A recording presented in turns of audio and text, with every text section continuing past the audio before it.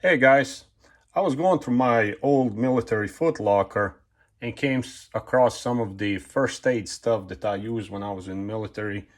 Some of the stuff that was issued to me and other stuff that I acquired and basically stuff that I carried as my individual first aid kit, being stateside and then deployed.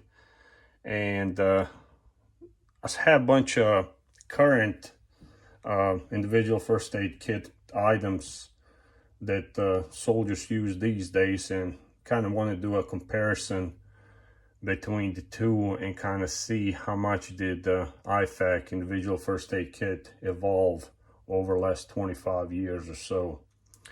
So I have on the left side, I have stuff that I used when I was in, that I carried with me when I got deployed in combat zone. And on the right side are the things that are currently used by soldiers in the combat zones. Um, when you think about it, over the last 25 years, it don't seem like it's been that long, but advancement in just items the soldiers carry on them as first aid things have dramatically improved. So just kind of go over the current stuff real quick. This is not necessarily stuff that's exact stuff that's issued. Some of it is, some of it is not, but just kind of give you a general idea of what soldiers are carrying these days in US and around the world. Of course, there's some kind of pouch. There's various pouches. Just here for comparison, this is Agilite from Israel pouch. It's compact IFAK, and usually some of the items that you will find in it we have up here in front of me, and there's dozens of different pouches out there that are either being issued or individually purchased by soldiers and that they carried. But just kind of give you a general idea what soldiers are carrying. Usually one of the main things that you'll have some kind of combat dressing, emergency gauze. This one right here is from North American Rescue, or something like Israeli bandages, like older style or the newer style. So you'll have some kind of trauma dressing, combat bandage. Then you'll have a combat gauze for control of the heavy bleeding. These are kind of pricey, but they're usually being issued. So usually soldier, at least in US, will have one of those. On top of the combat gauze, you usually have some kind of regular gauze, basically wound packing gauze. On top of that, you'll see chest seals. This is one of the compact ones from North American Rescue. There's various ones out there, but usually that's something you've seen. IFAKs these days, some of them you're going to see pair of shears, medic shears. I see nasal tube. Some of them you might even see decompression needle, chest decompression needle. You're definitely going to see a pair of gloves, and some of them even have eye shields.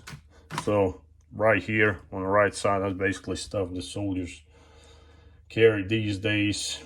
Add or take few items. I mean, a lot of times it's kind of customized to individual soldier. So let's take a look.